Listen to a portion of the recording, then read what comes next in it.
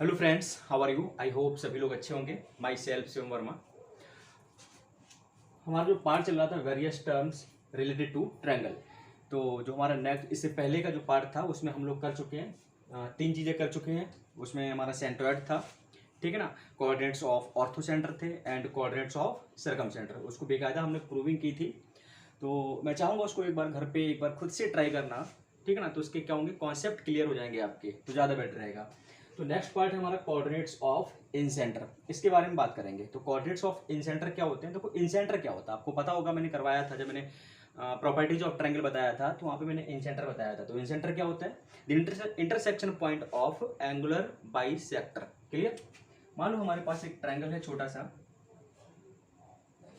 Triangle A B C and the coordinates of point A x1 y1 x2 y2 of B and x3 y3 of C।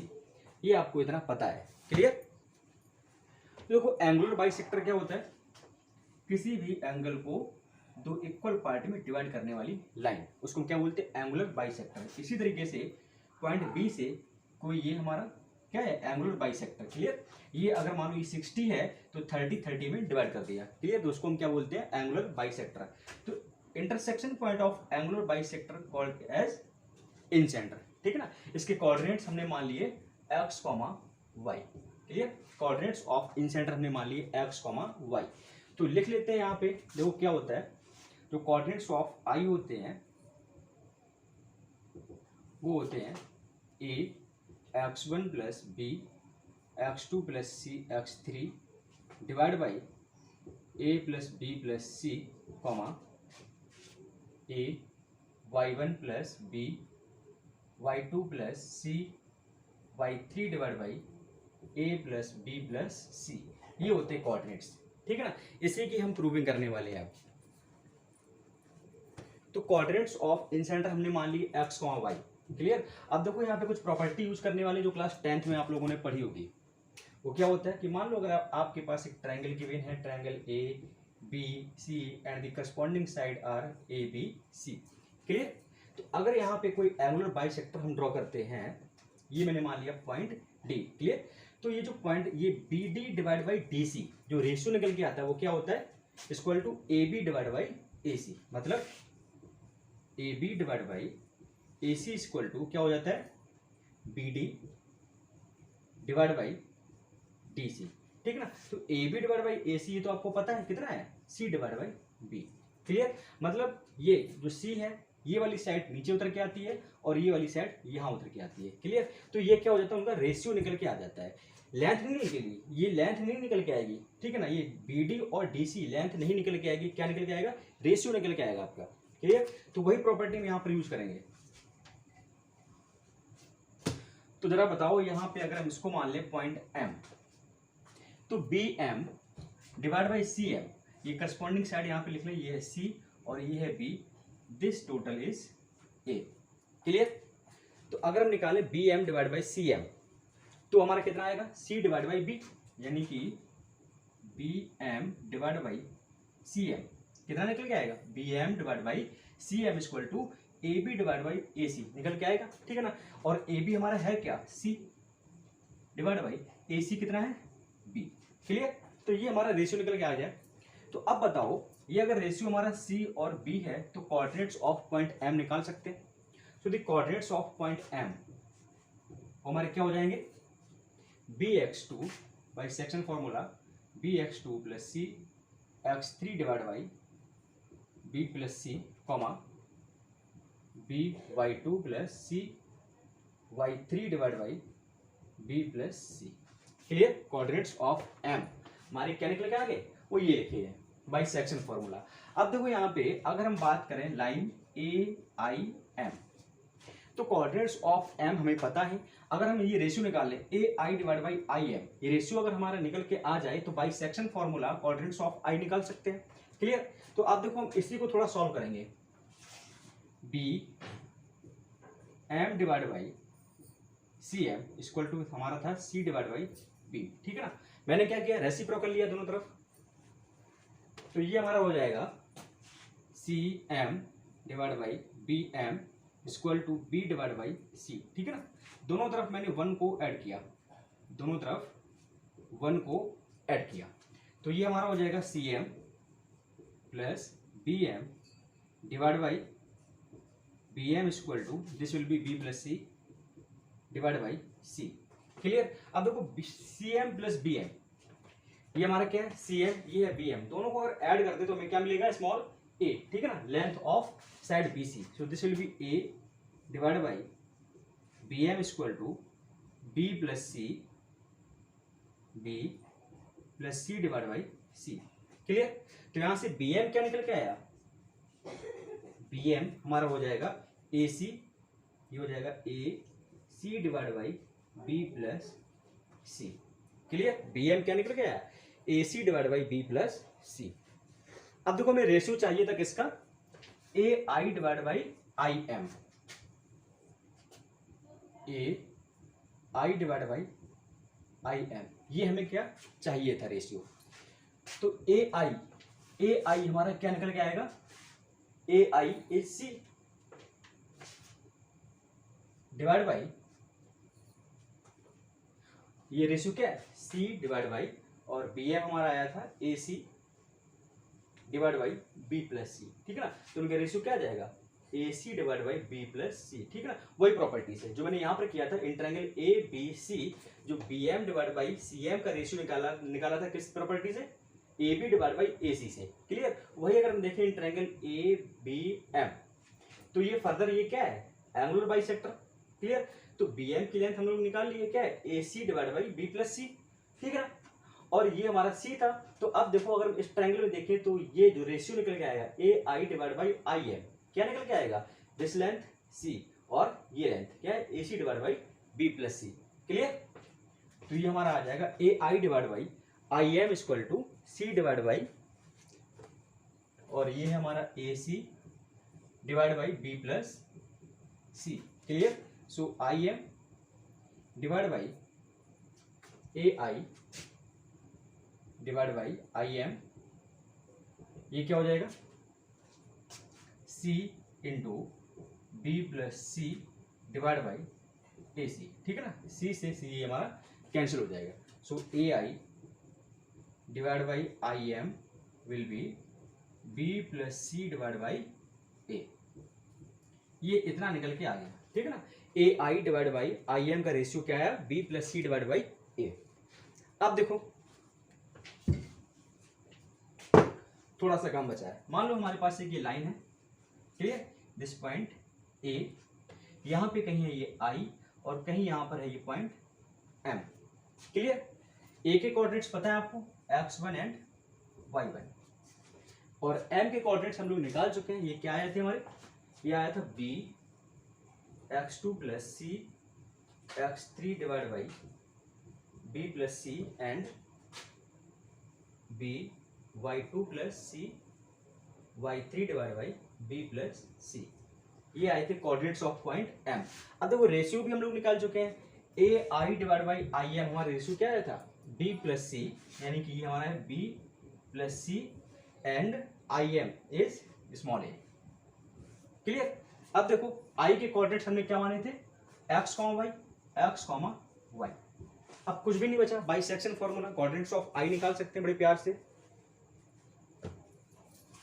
तो ये यहां पे थोड़ा rough कर दे, यहां देख लो। तो x हमारा क्या निकल के आएगा, x निकल के आएगा बाइसेक्शन फॉर्मूला क्रॉस प्रोडक्ट, याद है ना, बताया था मैंने, x1 इंटू ए, यानी कि a x1 plus b plus C into this portion, b plus C into B x2 plus C x3 divide by b plus C, ठीक है ना, divide by sum of ratio, यानी कि a plus b plus C, ठीक है ना। Ratio हमारा क्या है, ये हमारा b प्लस सी है और ये a है, तो सम कितना आ जाएगा a plus b plus C. Clear. अब देखो b plus C and b plus सी, ये तो कैंसिल हो जाएगा, तो बचा क्या हमारे पास, x will be ax1 plus b x2 plus C x3 divide by A plus B plus C. Clear, ये एक्स निकल गया है।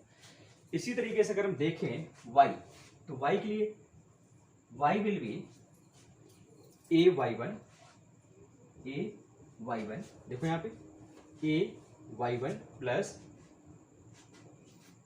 B plus C into this portion, B plus C into B Y two plus C Y three divide by B plus C. Clear, whole divide by sum of ratio A plus B plus सी।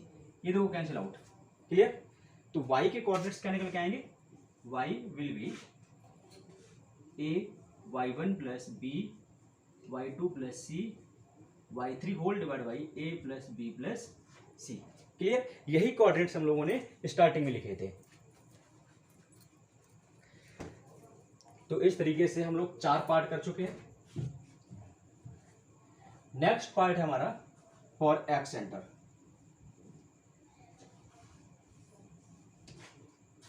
तो finally हमें coordinates क्या निकल गए, X comma Y, A X one plus B X two plus C X three whole divide by A plus B plus C comma A Y one plus B Y two plus C Y three whole divide by A plus B plus C. Clear, तो next part है coordinates of x centre.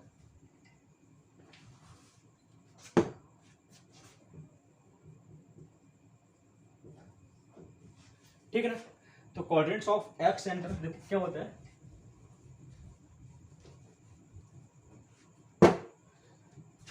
मान लो आपको एक triangle given है A B C. तो property of triangle जो मैंने बताया था, तो मैंने बताया था कि एक्स सेंटर क्या होता है। ठीक है ना, अगर मैं लाइन ए बी और ए सी को एक्सटेंड करूं, तो यहां पे जो बी का एक्सटीरियर एंगल है उसका एंगुलर बाइसेक्टर, और सी का एक्सटीरियर एंगल इसका एंगुलर बाइसेक्टर, और जो ए है, ठीक है ना, रिमेनिंग पार्ट, उसका इंटरनल एंगुलर बाइसेक्टर। तो ये इंटरसेक्शन ऑफ दीज लाइंस, इसको हम क्या बोलते हैं, एक्स सेंटर। यानी कि अब देखो 3 हमारे एक्स सेंटर होते हैं, एक यहां से निकल गया है, एक इसी तरीके से यहां से निकल के आएगा। अगर हम बी सी को एक्सटेंड करें और बी ए को एक्सटेंड करें, और यहां पर angular bisector of A and angular bisector of C, इनका इंटरसेक्शन पॉइंट कहीं यहां मिलेगा। ठीक है ना, और ये हमारा क्या आ जाएगा, internal bisector of point angle B. तो ये यहाँ पे क्या मिलेगा हमें, I2। इसी तरीके से अगर हम देखें, यहां पर बी सी को एक्सटेंड किया वो ये आ जाएगा। ठीक है ना, और ए सी को एक्सटेंड किया वो यहाँ पे, तो angular bisector of angle A and angular bisector of angle B कहीं यहाँ पे मीट करेंगे आके। ठीक है ना, तो इसी तरीके से यहाँ पे ये हमें क्या मिलेगा, I3 and angular internal angular bisector of C. Clear, ये मैंने बताया था। तो प्रॉपर्टी ऑफ ट्रायंगल उसको एक बार चेक कर लेना। ठीक है, पूरा ये क्लियर हो जाएगा, ये हम सब बता चुके ऑलरेडी। तो यहाँ पे हमें क्या 3 सेंटर मिलते हैं, I1 I2 and I3। Clear, तो मान लो अगर ये आपके पास एक प्यारा सा ट्रायंगल है A B C, corresponding sides A B and C. Clear, तो इसके जो पॉइंट्स ऑफ या कोऑर्डिनेट्स ऑफ एक्स सेंटर यानी कि I1 की बात करें अगर हम, I1, ठीक है ना, तो वैसा ही होता है जैसा इन सेंटर के लिए होता है। लिखो, इन सेंटर का क्या होता है, A x1 B x2 C x3 divide by A B C. अब देखो यहाँ पे चेंज क्या है, चेंज ये है कि हम I1 की बात कर रहे हैं। जब I1 की बात करेंगे तो एक को माइनस रखेंगे, बाद बाकी जितने पोर्शन है वो सारे के सारे जैसे थे वैसे ही। ठीक है ना, अगर हम बात करें I2 की, तो I2 हमारा क्या हो जाएगा, कॉमा, यहाँ पे अगर इसको भी लिखें A y1 B y2 C y3 divide by A B C. तो मैंने क्या बोला था, I1 के लिए जो a है वो निगेटिव होगा, बाद बाकी सारे पॉजिटिव। क्लियर, अगर हम बात करें I2 की, तो I2 में क्या हो जाएगा, फिर से वही चीज लिखो, A x1 B x2 C x3 divide by A B C. तो I2 में क्या होगा, b है ये नेगेटिव हो जाएगा, बाद बाकी सारे के सारे positive, comma a y1 b y2 c y3 divide by a b c। b को नेगेटिव और सभी positive, clear.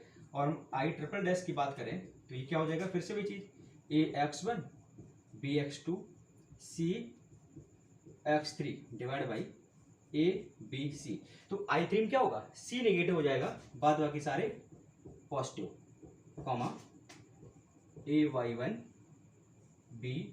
by2 cy3 divide by A B C को नेगेटिव और सारे पॉजिटिव, ठीक है ना। तो हमें पता है कि एक्स सेंटर 3 होते हैं और तीनों के कोऑर्डिनेट्स आपको मैंने लिख के दे दिए हैं। तो हम लोग क्या क्या कर चुके हैं, coordinates of centroid, coordinates of ortho centre, coordinates of circum centre and coordinates of in centre and x centre, ठीक है ना। इसकी प्रूविंग वैसी होगी जैसे मैंने इन सेंटर के लिए बताया था, इसको आप खुद से घर पे ट्राई कर लेना, ठीक है ना। अब देखो इसका एक कंक्लूजन है, सारे के सारे पॉइंट्स को याद कैसे रखेंगे।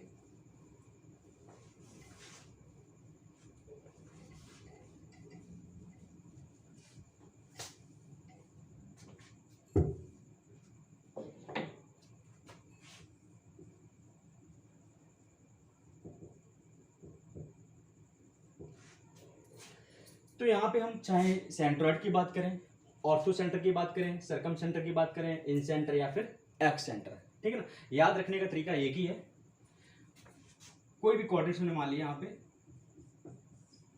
मैं यहाँ पे लिख रहा हूं lambda x1 plus lambda x2 plus lambda 1 x1 lambda 2 x2 plus lambda 3 x3 divide by lambda 1 plus lambda 2 plus lambda 3, comma lambda 1 y1 plus lambda 2 y2 plus lambda 3 y3 whole divide by lambda 1 plus lambda 2 plus lambda 3।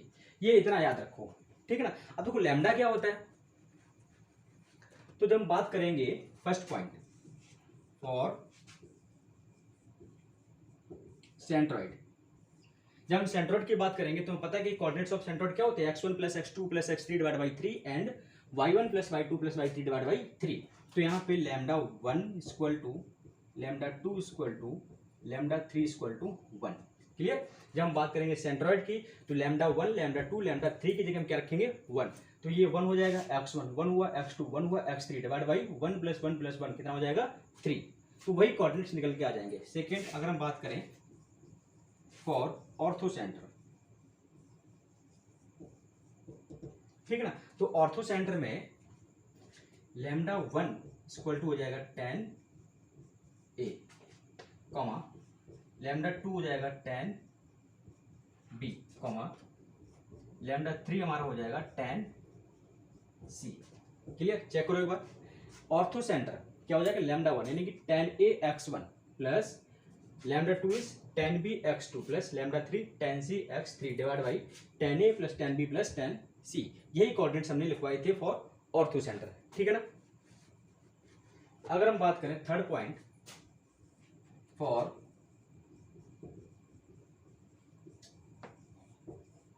Circum centre, ठीक है, तो circum centre में क्या होगा, lambda 1 will B sin 2a, lambda 2 will be sin 2b and lambda 3 will be sin 2c, clear. इसी तरीके से fourth point for incentre, तो इन सेंटर के केस में क्या हो जाएगा, lambda 1 equal to A, lambda 2 equal to B and lambda 3 equal to C, clear. देखो इन सेंटर क्या निकल के आया था, ax1 यानी कि लैम्डा 1, bx2 यानी कि लैम्डा 2, ठीक है ना, cx3 lambda 3, clear, divide by lambda 1 plus lambda 2 plus lambda 3 क्या हो जाएगा, a plus B plus C, clear. अब देखो यहां पे हम बात कर रहे हैं फॉर एक्स सेंटर, तो एक्स सेंटर में क्या होगा, यहाँ पे 3 केस बनेंगे हमारे, फॉर I1, ठीक है ना, for I2 and for I3, ठीक है ना। कितने होते हैं एक्स सेंटर, 3 होते हैं। तो यहां पे अगर हम बात करें फॉर I1, तो यहाँ पे जो लैम्डा 1 होगा, तो लैम्डा 1 यानी कि यहाँ पे बात कर रहे हैं x1 की जगह, ठीक है ना, तो यहाँ पे x1 की जगह क्या आता है, a आता है, ठीक है ना, तो lambda 1 will be minus A and lambda 2 will B b and lambda 3 will B c, clear. यहाँ पे क्या हो जाएगा, लैम्डा 1 इक्वल टू ए होगा, lambda 2 equal to minus B and lambda 3 equal to C, and for I3 lambda 1 will be A and lambda 2 will be B and lambda 3 will be minus C, clear. Check कर लो यहाँ पे I1 के लिए ये क्या हो जाएगा, माइनस A1, अब ये तो प्लस हो जाएगा, lambda 2 is positive B and lambda 3 is positive C, तो bx2 plus cx3 divide by minus A, lambda 1 is minus A plus B plus C. इसी तरीके से हमारे तीनों के कोऑर्डिनेट्स निकल के आ जाएंगे, क्लियर। तो ये इतना बहुत ही इंपॉर्टेंट पार्ट था for foundation of straight line, ठीक है ना। स्ट्रेट लाइन अगर पढ़ना है आगे, तो ये जितना पार्ट मैंने करवाया बहुत ही इंपॉर्टेंट है। नेक्स्ट हम पढ़ेंगे area of triangle, area of parallelogram, ठीक है ना, और भी कुछ पार्ट्स हैं। वो स्ट्रेट लाइन को शुरू करने से पहले एक बार ये सारे पॉइंट्स देख लेंगे। तो इसके बेस एक दो क्वेश्चन कर ले।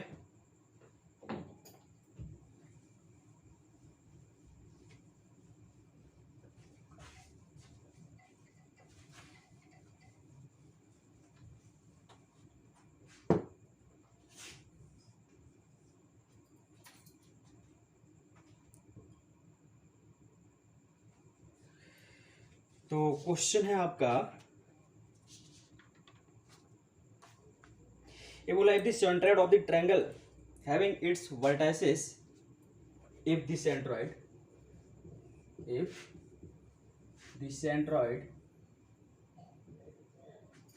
the centroid of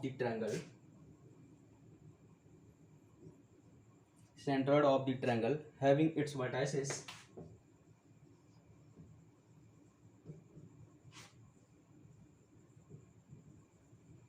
और वर्टाइसेस आपको गिवन है 1, A,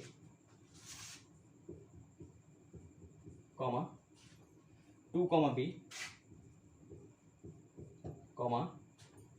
C square, -3, C square, -3 lies on x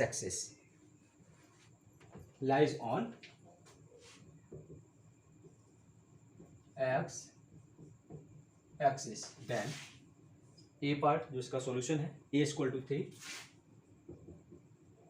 B part B equal to 3, C part A plus B equal to 3 and D part A plus B